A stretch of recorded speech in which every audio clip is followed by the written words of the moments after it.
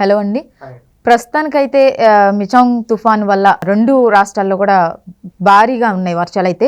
దానివల్ల తీవ్రమైన నష్టం అయితే కలిగింది. అంటే రైతులకు కానీ, వరి పంటలు కానీ, లేకపోతే ఇటు పత్తి కానీ, చేతికొచ్చే పంట కూడా నష్టపోయే వైనం అయితే కనిపిస్తుంది. మరి ప్రభుత్వాలు ఏం చేస్తున్నాయి? వాళ్ళకి సహాయపడే చర్యలు ఏమైతే కనిపించట్లేదు. దాని గురించి ఏమంటారు మీరు? ఒకటి, ఈ తుఫాన్ అనేది రాష్ట్రంలో కోలుకొని దెబ్బనే తీసింది రైతుల్ని, ముఖ్యంగా రైతాంగాన్ని, రాష్ట్ర రైతాంగాన్ని నష్టాల బారిన పడేసింది. ఎందుకంటే ఈరోజు రాష్ట్రంలో పరిస్థితి ఎలా ఉందంటే, రైతుల పరిస్థితి అప్పు చేసి పంటలు వేస్తారు. ఈరోజు ఆ పంటను కాపాడుకోవాలన్నా మళ్ళీ అప్పు చేసే పరిస్థితికి వచ్చింది. ఎందుకంటే ఈ మాట అంటున్నామంటే, వాళ్ళ విత్తనాలు కొనాలన్నా అప్పు చేసి కొంటారు. ఆ అప్పు చేసుకున్న విత్తనాలతో వాళ్ళు పంట వేసుకుని దానికి కూలీలకి వాళ్ళకి ఖర్చు అవుతుంది. ఆ తర్వాత ఎరువులు కొనుక్కోవడానికి ఆ ఎరువులు ఇవేవి ఒక పంటకి కనీసం 4-5 సార్లు ఎరువులు వేస్తా, ఈ విధంగా స్పేర్లు ఇవన్నీ కొడుతూ ఈ విధంగా అప్పు చేస్తూ ఉంటారు. లాస్ట్కి కోసే సమయానికి వచ్చేతాలకి కోసే సమయంలో కూడా ఈ విధంగా వర్షాలు వచ్చి ఈ విధంగా వాళ్ళు ఆ పంట కోసిన దాన్ని కొంతమంది కాపాడుకోలేక, కొంతమంది కోతకు వచ్చినప్పుడు ఇలాగ వరదలు వచ్చి కొట్టుకోబోవడం, ఈ విధంగా రైతులు అనేవాళ్ళు పూర్తిగా అప్పులు పాలైపోయి నష్టాలు పాలైపోతూ ఉన్నారు. ఈ తుఫాను హెచ్చరికలని నవంబర్ 23వ తేదీ నుంచి ఈ విధంగా రాష్ట్రంలో ఒక తుఫాను వస్తుందని హెచ్చరికలు జారీ చేస్తూ ఉన్నారు వాతావరణ శాఖ. కానీ రాష్ట్రంలో ఉండే ప్రస్తుత ప్రభుత్వం, ముఖ్యమంత్రి ఎవరైతే జగన్మోహన్ రెడ్డి గారు, ఆయన కనీసం చర్యలు తీసుకోలేదు. గతంలో చంద్రబాబు నాయుడు గారు ఉండేటప్పుడు ఏముండేదంటే ఆర్టీజీఎస్ అని ఒకటి ఉండేది, రియల్ టైమ్ గవర్నెన్స్ అని. అప్పుడు ఆర్టీఎస్ని బేసుకొని ఏమంటే ఆర్టీజీఎస్ని రియల్ టైమ్ గవర్నెన్స్ని ఎప్పుడు ఎక్కడ వస్తాయి అవి అన్నీ చేసుకొని ఎంత వేగంతో వస్తూ ఉన్నాయి అవన్నీ గమనించి దానికి తగినట్టుగా అక్కడ ఎవరన్నా నదీ పరివాహక ప్రాంతాలు ఉండే వాళ్ళని పునరావాస కేంద్రాలకు తీసుకొని పోవడం, అక్కడ వాళ్ళకి భోజనాలు ఇవి పెట్టడం ఆ వరదలు దక్కే వరకు.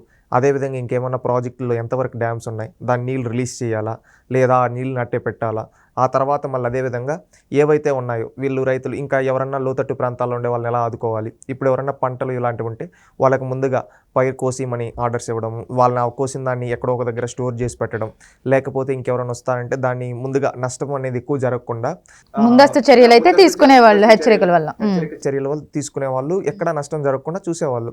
అప్పుడు ఏమంటే మినిస్టర్లు, అధికారులు అందరూ గ్రౌండ్ లేక్ ఫీల్డ్ లేక్ వచ్చేసి ఎక్కడికక్కడ, ఎందుకంటే ఇప్పుడు నేను ఎక్కడో కూర్చొని వాటర్ వేస్తే అక్కడ ఎవరు చేస్తాడో లేదు, అదే నేను దగ్గరగా వచ్చి ఒక ముఖ్యమంత్రి డైరెక్ట్ చెకప్ చేస్తే సార్ చూస్తున్నాడు మనం చేయాలి అనే భయంతో చేస్తారు.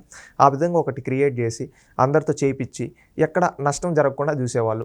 ఒకప్పుడు మన రాష్ట్రంలో హుదూద్ వచ్చింది, తిత్లీ వచ్చి, అప్పుడు ఇదే విధంగా ఒక ముందు స్ట్రాటజిక్గా వెళ్ళి ఇలాంటి తుఫాన్లు వస్తాయన్నప్పుడు ముందస్తు చర్యలుగా తీసుకొని అక్కడ నష్టం జరగకుండా, ఆర్థిక నష్టం అదేవిధంగా పంటను ఇలాంటి జరగకుండా చర్యలు తీసుకున్నారు.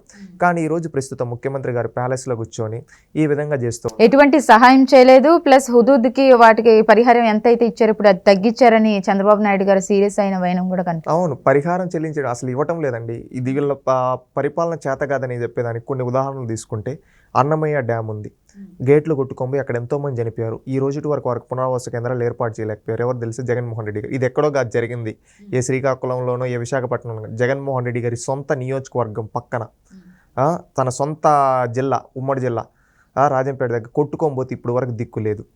ఎందుకంటే ఇవన్నీ జరుగుతున్నాయంటే పరిపాలన చేతగాలేదు జగన్మోహన్ రెడ్డి గారికి.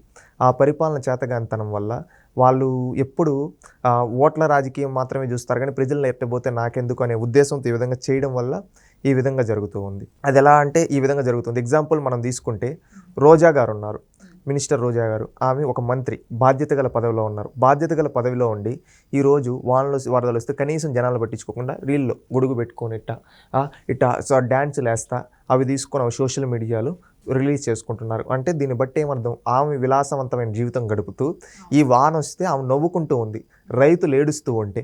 అంటే ఈ రాష్ట్రంలో పరిస్థితి ఎలా ఉందో చూద్దాం. ఒకప్పుడు కూడా మహిళా మంత్రులు ఉన్నారు, పీతల సుజాత గారు, పరిటాల సునీతమ్మ గారు, ఇలాంటి వాళ్ళు మంత్రులుగా చేశారు. ఆ రోజు ఎక్కడన్నా వాళ్ళ పరివాహక ప్రాంతాల్లో వానలు వరదలు వస్తే వాళ్ళు వెళ్ళి అక్కడికి వెళ్ళి పర్యవేక్షించి అక్కడ వాళ్ళని సహాయ సహకారాలు అందించి వీళ్ళ వంతుగా చేసేవాళ్ళు. కానీ ఈ రోజు ఉండే మహిళా మంత్రి రోజా గారు ఏం చేస్తున్నారు, రీళ్లు చేసుకోవడం, సోషల్ మీడియాలో ఆమె ఎలివేషన్లు ఇప్పించుకోవడం తప్పితే పేదోడు ఏడుస్తూ ఉంటే నవ్వుతూ ఉంది పెత్తందారి రోజా.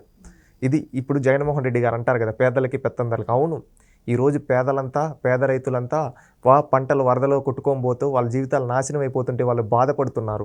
ఈరోజు పెత్తందారుడైన జగన్మోహన్ రెడ్డి ఆనందిస్తూ ఉన్నాడు ప్యాలెస్ల్లో కూర్చొని, జనాలు ఎట్టబోతే ఎందుకని. అదేదో ఒక పాత సామెత ఉందండి, రాష్ట్రం అంతా కొట్టుకుపోతుంటే పిడేలు వాయించుకుంటున్నాడు అంటే ఎవరో రాజు. ఆ విధంగా ఈరోజు రాష్ట్రంలో అంత వరదలు వచ్చి ఈ విధంగా కొట్టుకుపోతుంటే కనీసం ప్రజలను పట్టించుకోకుండా ఎవరు ఎట్ట వస్తే నాకెందుకు, నేను ఇక్కడ ఉన్నాను నా ప్యాలెస్లో అని చెప్పి నవ్వుకుంటూ ఉన్నారు. దాదాపు అన్ని పంటల నష్టం చూసుకుంటే కనుక 7 కోట్లకు పైనే ఉంటుందని అంచనా అయితే ఉంది. 7 కోట్లు ఏమి 7 కోట్లు అండి, 100 కోట్లు 1000 కోట్లలో ఉందండి. 7 కోట్లు అనేది అయితే అదేం చిన్న అమౌంటే, ఏదో ఒకటి అరేంజ్ చేయొచ్చు. 1000 కోట్ల నష్టం జరిగింది. ఈరోజు గోదావరి జిల్లాలో పంటలు కొట్టుకొని పోతూ ఉన్నాయండి. రాయలసీమలో డ్యాములు ఇళ్ళ లేక నీళ్ళు వచ్చి, తిరుపతిలో రోడ్లపైకి నీళ్ళు వచ్చేస్తే క్లీన్ చేస్తాను, ఈ రోజు వరకు క్లీన్ చేయలేదు. ఆయన జగన్మోహన్ రెడ్డి గారు గర్వంగా చెప్తాడు కదా, ఏమని చెప్తాడు, నాకు ఫోన్ చేయండి ఏదైనా డైరెక్ట్ సీఎంఓ అని చెప్పి. ఈరోజు వాళ్ళ చొరదలు కనీసం పట్టించుకున్న వాళ్ళు ఫోన్ చేస్తే ఫోన్ ఎత్తే అధికారులు లేడండి. ఆ విధంగా రాష్ట్రం మొత్తాన్ని సర్వనాశనం చేసేశారు. ఈరోజు వానల్లో వరదల్లో బిగేలు బతుకుతూ ఉన్నారండి పేద ప్రజలు. వీళ్ళకేముంది, పెత్తందారులు కదా, ప్యాలెస్ల్లో కూర్చో ఉన్నారు. పేదలను ఎందుకు పట్టించుకుంటారండి? ఎవరెట్టబోతే వాళ్ళకి ఓట్లు వేస్తే చాలు, ఓట్ల రాజకీయం చేసుకునే నీచపు రాజకీయ నాయకులు ఈరోజు జగన్మోహన్ రెడ్డి గారి పార్టీలో ఉన్నారు. రోజా గారి రీల్స్ చూస్తే అర్థం కాలేదా వాళ్ళకి పేద ప్రజలపైన ఏ విధంగా గౌరవం ఉందో? వాళ్ళని గాలికి వదిలేసి వీళ్ళ సొంత విలాసాల కోసం రీల్స్, వీడియోస్, ఫొటోస్, ఎలివేషన్స్, అదేవిధంగా ఈ ముఖ్యమంత్రి కూర్చొని ఆదేశాలు, కనీసం గ్రౌండ్ లేక రాకుండా, ఒక్క మంత్రి గ్రౌండ్ లేక రాకుండా, వీళ్ళ ప్రజలకు మంచి చేసేది. ఇలాంటి నాయకులు ఆ ప్రజాస్వామ్యంలో ఉండేది. సిగ్గు, ప్రజలు మిమ్మల్ని గెలిపించింది ఎందుకో? మంచి చేస్తారనే కదా. ప్రజలకు మంచి చేయకుండా, ప్రజలు కష్టాల్లో ఉంటే నువ్వు ఫోన్లో మాట్లాడుకుంటూ ఎలివేషన్లు ఇచ్చుకుంటున్నావు అంటే ఆడుదాం ఆంధ్ర అంట. వీళ్ళు దాన్ని ఫోకస్ చేస్తూ ఉంటారు. రాష్ట్రంలో దీన్ని వదిలేసి ఆడుదాం ఆంధ్ర అంట. రాష్ట్రంలో రైతులు మొత్తం నష్టపోతా ఉంటే నువ్వేంది ఆడుదాం ఆంధ్ర? ఎవరి జీవితాలతో ఆడుతున్నావు? రైతుల జీవితాలతో ఆడుకుంటున్నావయ్యా. ఆదుకో, చేత కాకపోతే రాజీనామా చేయి. అంతేగాని ఈ విధంగా చూస్తూ ఉంటే జనాలు అయితే ఊరుకుంటారు. రేపు రానున్న రోజులు ఈ జగన్మోహన్ రెడ్డి బుద్ధి చెప్తారు. 5 ఏళ్ళ అవకాశం ఇస్తే ఈయన అడుగు పెట్టిన రోజు నుంచి అండి రాష్ట్రంలో అది ఏం చాలా నష్టం అయితే జరిగింది. అంటే ఒక బోట్లో పోతూ 50 మంది 60 మంది చచ్చిపోయినారు.